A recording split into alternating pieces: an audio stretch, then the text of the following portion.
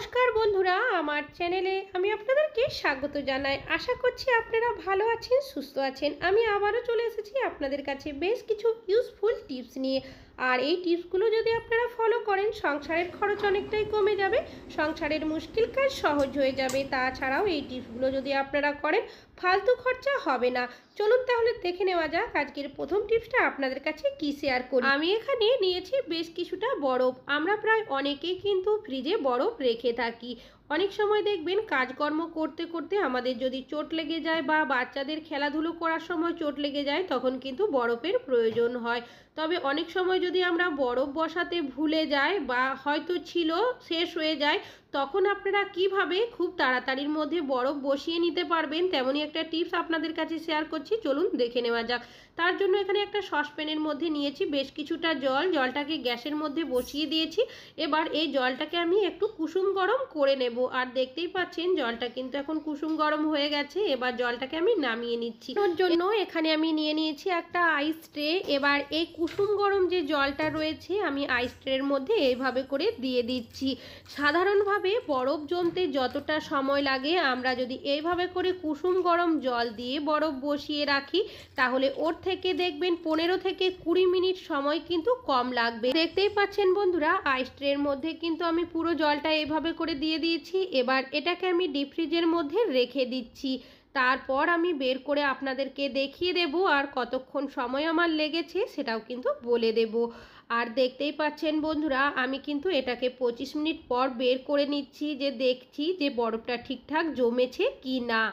আর দেখতেই পাচ্ছেন বন্ধুরা, বরফ কিন্তু আমার খুব ভালোভাবেই বসে গেছে। যখন আপনাদের প্রয়োজন হবে আপনারা কিন্তু এই টিপসটা অ্যাপ্লাই করতে পারেন। সাধারণ যে নর্মাল জল রয়েছে সেই জলের তুলনায় আপনারা যদি কুসুম গরম জল দিয়ে বরফটা বসান, তাহলে কিন্তু সময় অনেকটাই কম লাগবে।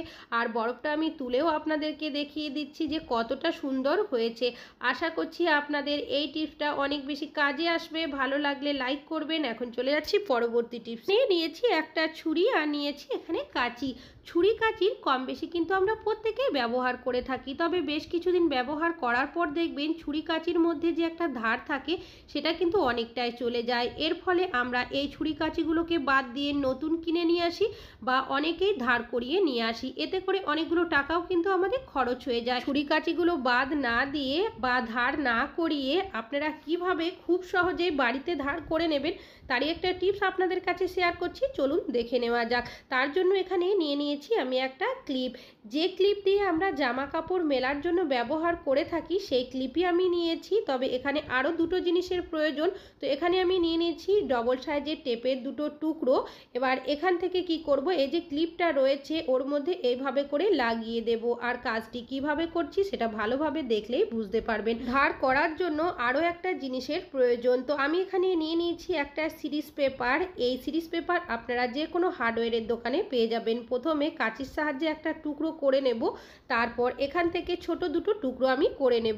এই সিরিজ পেপারের যে টুকরোগুলো রয়েছে সেগুলো কিভাবে ব্যবহার করবেন, যে ক্লিপের মধ্যে আমি ডবল সাইজের টেপ লাগিয়েছি সেখানে যে কাগজের মতো অংশগুলো রয়েছে সেগুলো প্রথমে তুলে দিতে হবে। তারপর যে সিরিজ পেপারের টুকরো দুটো করে রেখেছি এই টেপের মধ্যে এইভাবে করে ভালোভাবে আটকে দেবেন যাতে করে খুলে না যায়।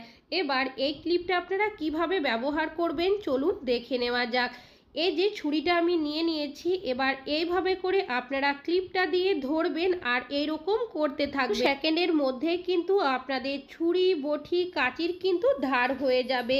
এইভাবে ক্লিপের ব্যবহার কেন করবেন, আমরা যদি ডাইরেক্ট সিরিজ পেপার দিয়ে ধার করতে যাই আমাদের কিন্তু হাত কেটে যাওয়ারও সম্ভাবনা থাকে। তাছাড়াও সিরিজ পেপার ধরতেও অনেকটাই অসুবিধা হবে।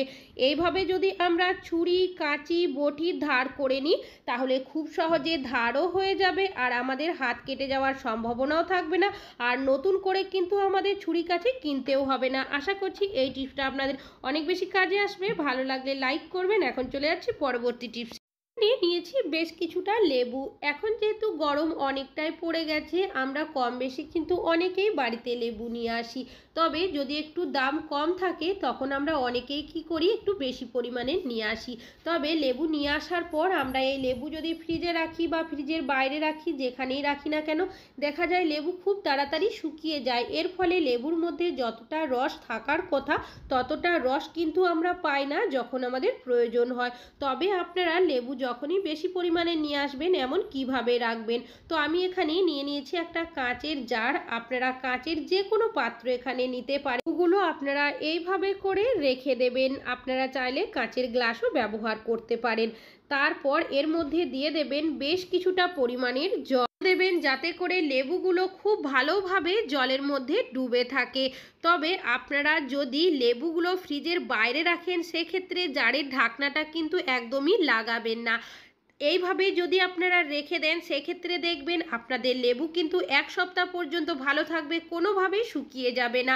তবে অবশ্যই কিন্তু 2 দিন অন্তর জলটাকে আপনারা পাল্টে নেবেন। আর যদি ফ্রিজে রাখেন এই লেবুগুলো, সেক্ষেত্রে আপনারা জার বা কৌটো যেটাই নেন না কেন ঢাকনাটাকে লাগিয়ে রাখবেন।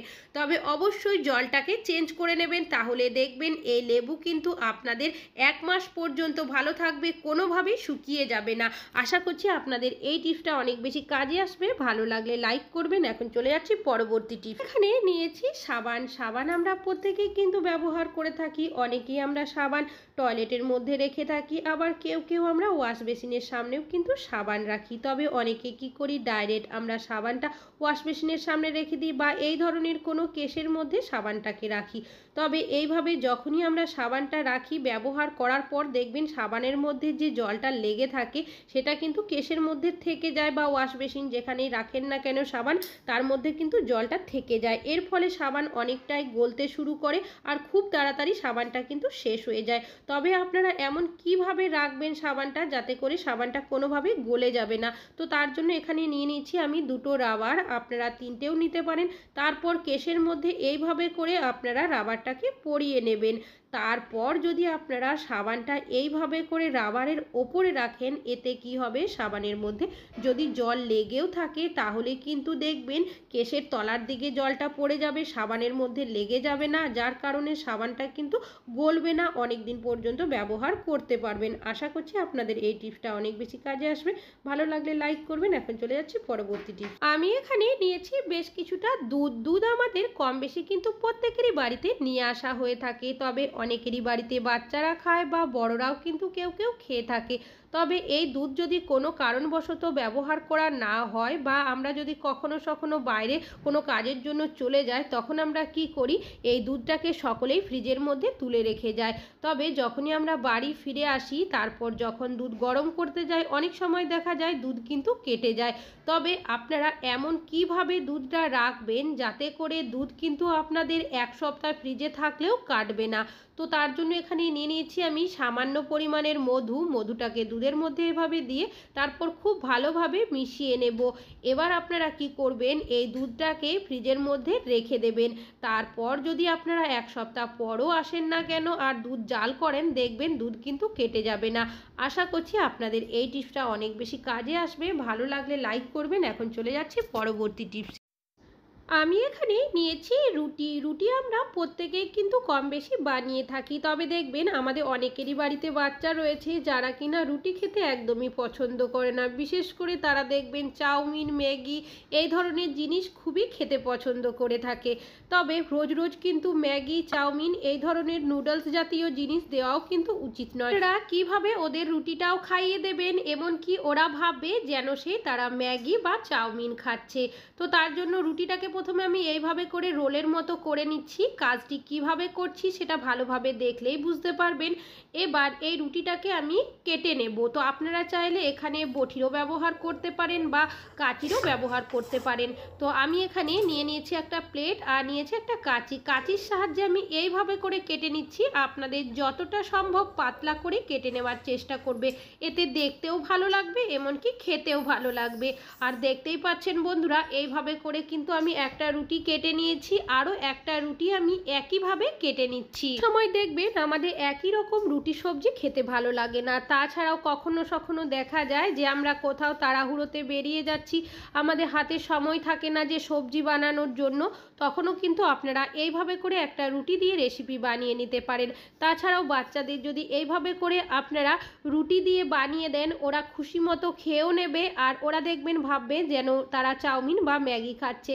দেখতেই পাচ্ছেন বন্ধুরা, দুটো রুটি কিন্তু আমি এইভাবে করে কেটে নিয়েছি। এবার হাতের সাহায্যে রুটিগুলো আমি এইভাবে করে খুলে নিচ্ছি। যখন আপনারা রেসিপিটা বানাবেন দেখবেন খুব ভালোভাবে কিন্তু মেশাতে পারবেন।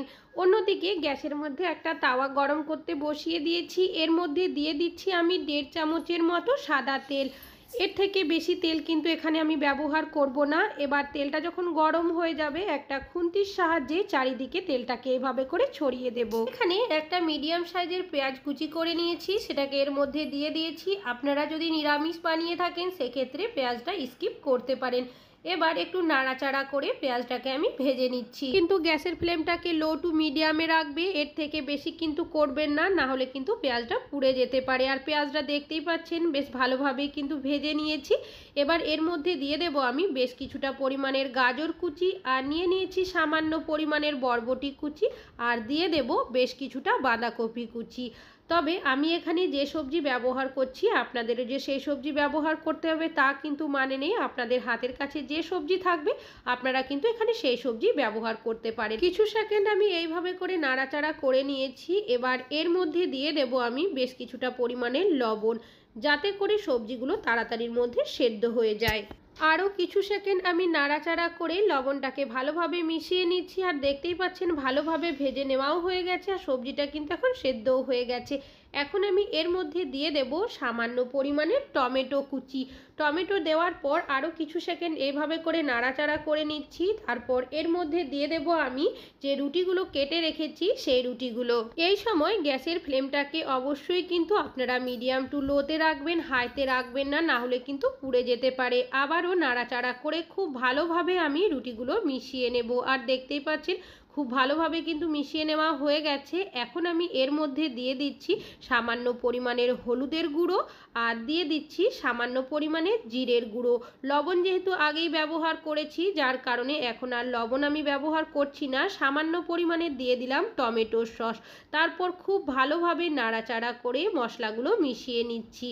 এবার বেশ কিছুক্ষণ নাড়াচাড়া করার পর আমি এর মধ্যে দিয়ে দেব সামান্য পরিমাণে ধনেপাতা কুচি। আপনাদের কাছে যদি ধনেপাতা না থাকে সেক্ষেত্রে আপনারা স্কিপ করতে পারেন, তবে ধনেপাতা দিলে খেতে কিন্তু আরও ভালো লাগবে। বেশ কিছুক্ষণ নাড়াচাড়া করে নিচ্ছি, আর এখন কিন্তু গ্যাসের ফ্লেমটাকে বন্ধ করে দিয়েছি। করে নাড়াচাড়া করে নেওয়ার পর আমি এটাকে সার্ভ করে আপনাদেরকে দেখিয়ে দিচ্ছি। আর দেখতেই পাচ্ছেন বন্ধুরা দেখতে কতটা সুন্দর হয়েছে, আর এটা কিন্তু খেতেও দুর্দান্ত হয়েছিল।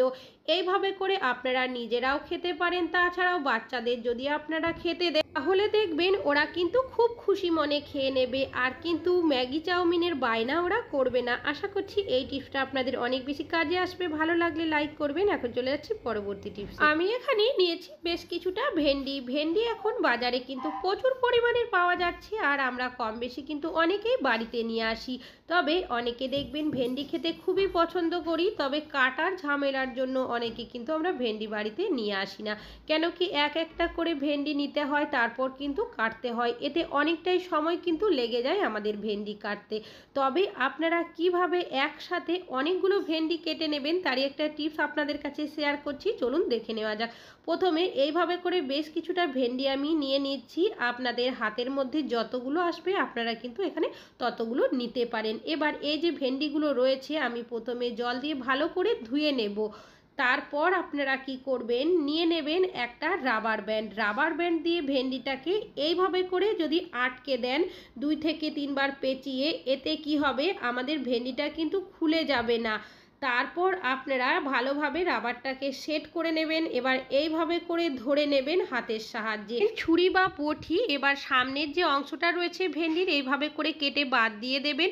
তারপর আপনারা আপনাদের যে মাপ অনুযায়ী ভেন্ডিটা কাটবেন, ভাজা হোক কি সবজি বানানোর, এইভাবে করে কাটতে থাকবেন।